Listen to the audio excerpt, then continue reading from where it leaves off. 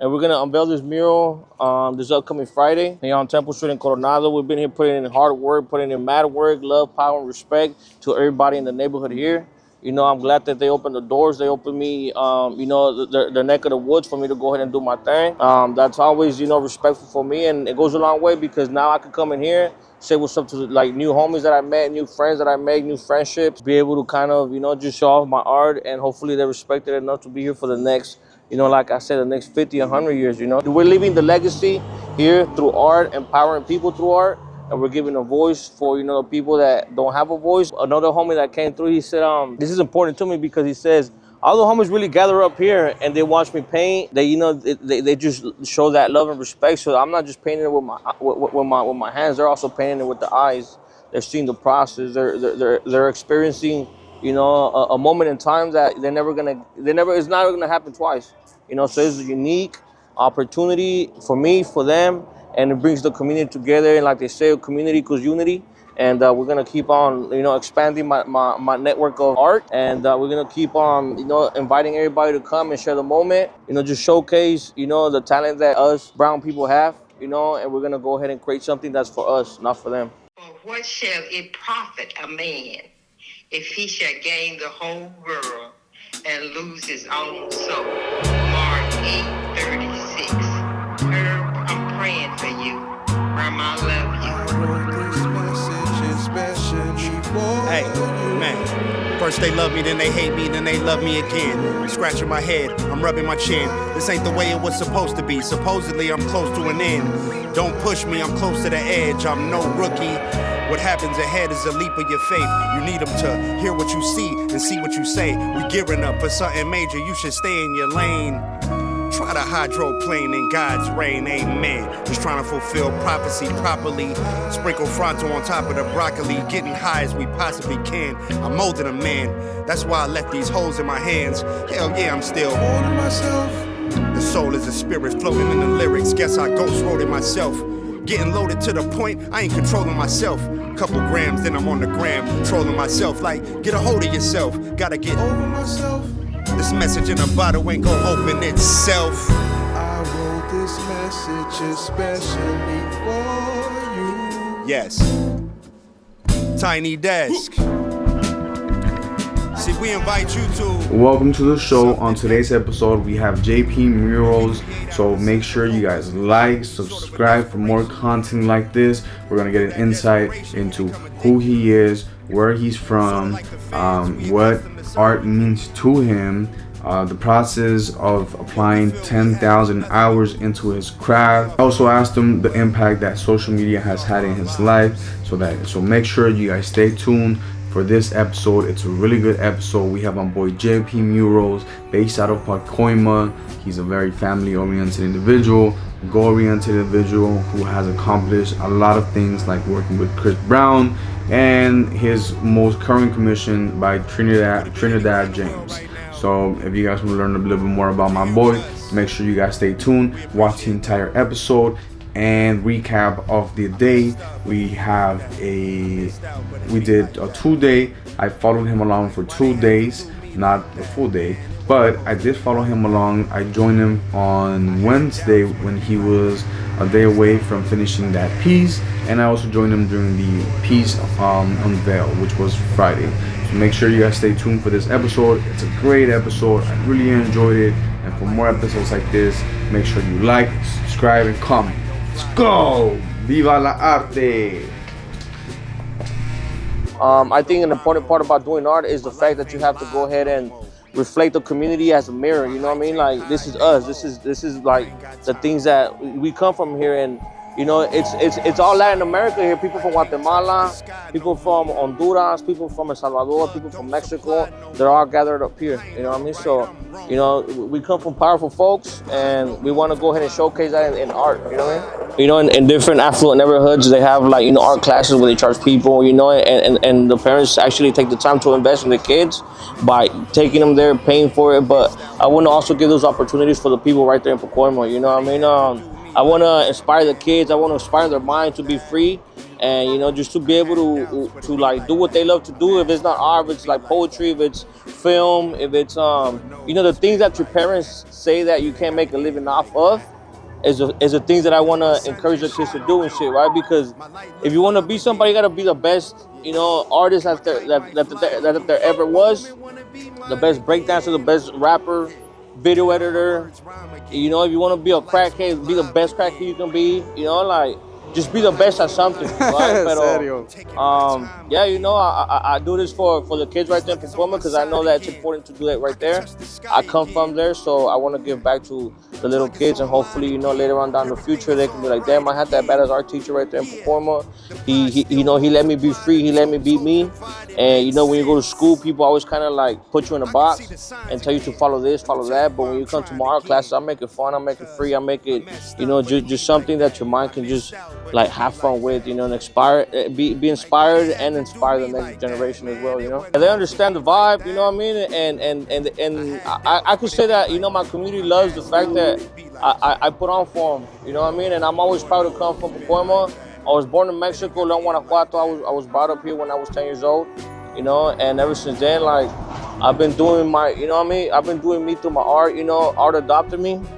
And, you know, I'm able to go ahead and do what I love, you know, just, and get paid for it at the moment. You know, my parents feel so proud because I went to jail for this shit, you know what I mean? I got caught doing graffiti for this shit, like, and my parents just were fed up, you know, they told me to get a real job and, you know, that this shit wasn't gonna be enough and whatever it was, you know, now, you know, I get paid and shit. You know, I've been doing shit for like Chris Brown. I've been doing shit for Brandon Jennings, for Talk that shit, you know, my boy. For fucking, you know, a bunch of like basketball players. You know, I'm doing some shit right now for Trinidad James. You know, so you know, it's gotten me really far. But you know, it wasn't always like that though. You know what I mean? You have to take a lot of L's. You have to take a lot of losses. You have to be hungry for a long ass time until you start building up your reputation, your name. You still have to, you know, just first, you know, just. It's like they say, if you're not ready to fucking not get paid for 5 years on the thing that you love, don't start. Don't even start. You know what I mean? Because that shit's gonna be hard. That's some real you shit. You know what I mean? Like that shit's gonna be hard, real hard. But it's not about the money. It's about the love that you have for your craft. You know, the term like starving artists do come from. You know what I mean? Because it's a gig where like you're always on the back and forth shit. You know what I mean? And you know, sometimes you don't have money and shit. But like I said, I could have $5 in my pocket. I could have 5,000 in my pocket. I'm still painting the same, and you know, I'm still me regardless. You know. And then his logo and shit, some simple shit for, you know. What do you think? What do you think has been the impact of social media and with your career, if anything at all? You think that it has like? Man, that's social where I media got and my job from.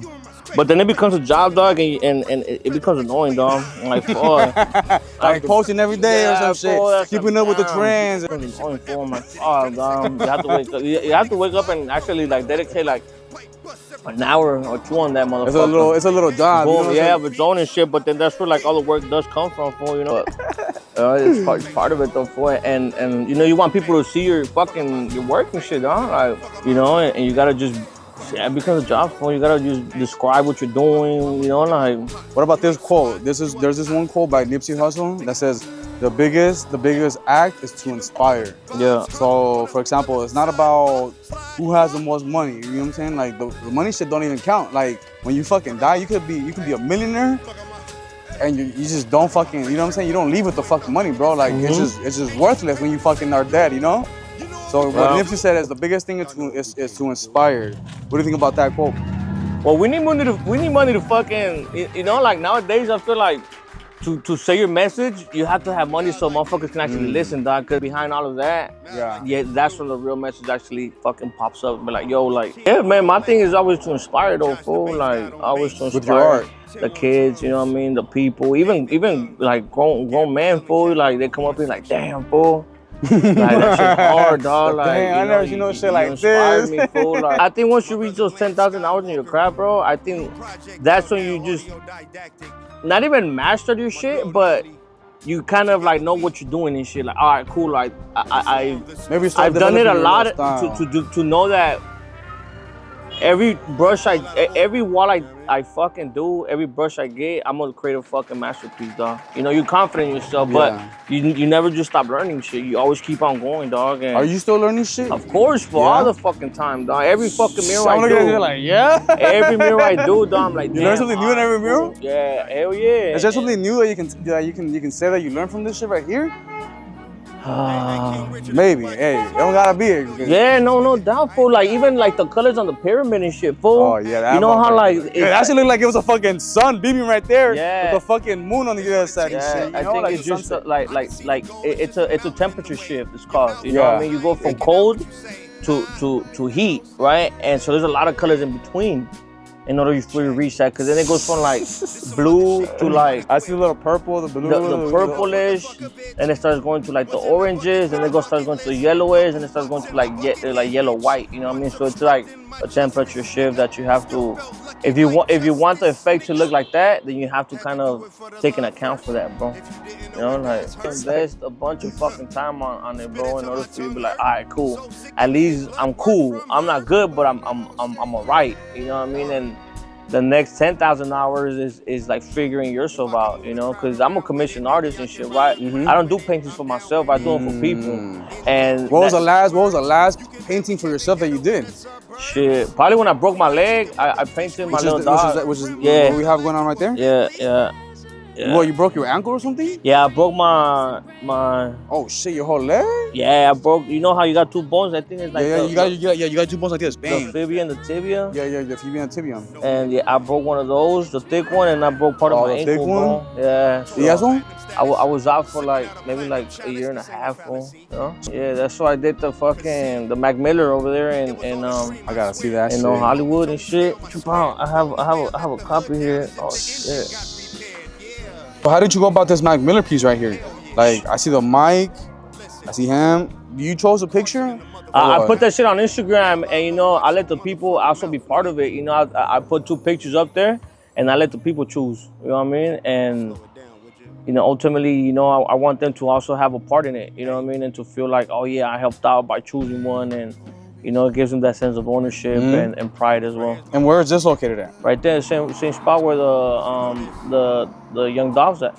For real? Yeah, so I got 3 pieces there. I got young Dolph, I got Mac Miller, and then I got. I haven't even been over there, bro. But then I got fucking Drakeo the Ruler right there too. Oh shit! Is it a public wall? It's right there on Lancashire and Hamlin Street. What city is that? In North Hollywood. North Hollywood? Yeah, Lancashire and Hamlin and shit. And my last portrait I'm gonna do there, I'm gonna do fucking Chalino Sanchez right there. So we have Dolph, Drakeo, Mac Miller, and Chalino. Yeah. Do you listen to all of those? I listen to all of them like that. I don't listen too much to Chalino, but I do want representation though. You know what I mean? Through our. So you got a white boy, a black, black, two blacks, and a Mexican. Shit, all right. And the name of the wall is called The wall has a name too. Yeah, the Rise of the Fallen. You know what I mean? Yeah. And that was your title. Yeah. You put it? The Rise of the Fallen. Yeah. And any of those pieces commissioned, or are you doing it yourself? Nah, they're all self-funded. You know what I mean? Yeah. What's up? Huh? No, because I want you guys, you know, because we're always talking out here, so I want you guys to vibe out. No, that's good. Sí, güey, pero así es la cosa, dog. Poco a poco, huh? Poco a poco. Oh shit, hold on. You did the Rancho Humilde shit, huh? Nah, I didn't do that one. Oh, okay. You know what I'm talking about? The Rancho Humilde, the parking lot with Chalino. I think my homie Tetris did that one. Oh, Tetris did that. That's my boy, man. Big shout out to Tetris, dog. That's my compa. How did you meet him? Through painting, dog. You know what I mean? Painting. He's also a badass too, huh? He's also a bad motherfucker. You guys down? Hell yeah, dog. Much love to that fool, dog. You know what I mean? What are your top 5? Would Tetris be part of your top 5, you think? Like, absolutely, dog. Top 5 people. They be asking the rappers all this shit. Hey, they ask the rappers this question. They're like, hey, who are the top MCs? They be like, Biggie, Tupac, whatever. Yeah, man. You know what? Like, when people ask me that, like, I didn't really study, like, you know, Michelangelo, Picasso. So it's like, but you respect that? Of course, you respect what they pave the way. You know, they pave the way for, you know, artists and shit like that. But they're not in my top 5 and shit. To me, my top 5 is like it's hood painters. Yeah. You know what I mean? People that let them know. It'll be me. Yeah. It'll be me. It'll be, you know, my homeboy Levi. My homeboy Tetris. Uh, Two more, bro. Two more, shit, man. You can take, hey, you can take people out if you can just think about some other motherfuckers. Nah, you know? maybe I got like artists and shit. Two more. You got 2 spots. Shit, my homegirl, Erica. She's badass fucking painter too. And I would say my homie's dad, my homie Levi's dad, Hector Ponce. You know, they're the ones that actually like taught me so much. What would a wall with all you motherfuckers just bombing it look like, bro? Like, what is some crazy shit you think? Or like some straight cultura shit, some straight. And you guys are all Latinos? Yeah. All raza? Yeah, all raza, bro. You know? Hell yeah, some that'll be the day, shit. huh? Yeah, that'll be the day we get that to it, yeah, hopefully that, you know, we're able to make that shit. Y'all gotta make that shit happen in this lifetime, bro. Yeah. You feel me? Let that shit live for 100 years. Why not, bro? Yeah. Come on, man. You know, I'll probably start it and shit and have them to pull up and do the thing, you know? So, me and Tetris have been thinking, like, have been talking about, like, you know, just fucking taking motherfuckers out the game, fool, you know? Like, yo, we gotta fucking lock in, fool, and do the best shit we can never do, fool, so. You said it yourself right now earlier, too, remember? You gotta be the best at this shit, you know? Yeah. The cutthroat shit, you know? Like, No doubt. Yeah. Get to that spot. Yeah, no doubt. It's gonna be the fucking best mural in all LA. All the city, all the What's city. What's the best mural, or what are some good ones you have seen before that you're like, you know what, hat off, boom, boom, you know, like. All mine, dog. All mine. I don't give a fuck about how nobody many you got? How many you got? You think? Shit, I don't even know. I think I lost count after like 60 of them. Yeah, all over, private ones, you know, public ones, commission, self-funded ones. What about if the Dodgers hit you up, bro? What you think? Like just off the top of your head, you just bam, put something together. You know what I'm saying? Like 10 seconds, bro. Like, or like, you know what I'm saying? Like, just I want to see like where your head is at. Where like if the Dodgers was like. To me, it's always representing like, you know, the old school fools that are like you know, like me, like that look like me. You know, I think like what's that one for? Funny, I think Fernando something, dog. He was a badass fucking baseball player and shit. You know, but it's always I try to like always represent my culture. You know what I mean? 'Cause everybody represents theirs, dog. So yeah, I'm no different. You know, I want to represent mine. I want my people to be proud of me, dog. And you know, that's what I want to do, dog. It's so crazy how like I feel like Los Angeles and California and all that. Like first of all, like it belonged to us. You know, like it was us, like Los Angeles, bro. You know what I'm saying? San Francisco, you know. And then I had seen a post. I can't remember exactly what the name of the original name of Los Angeles was, but it was like a long ass little name. Yeah. Exactly. So I'm like, damn, like bro, this is our land right here, you know. Like this is really us. Like it's crazy, bro. Yeah, we're outcasted though, you know.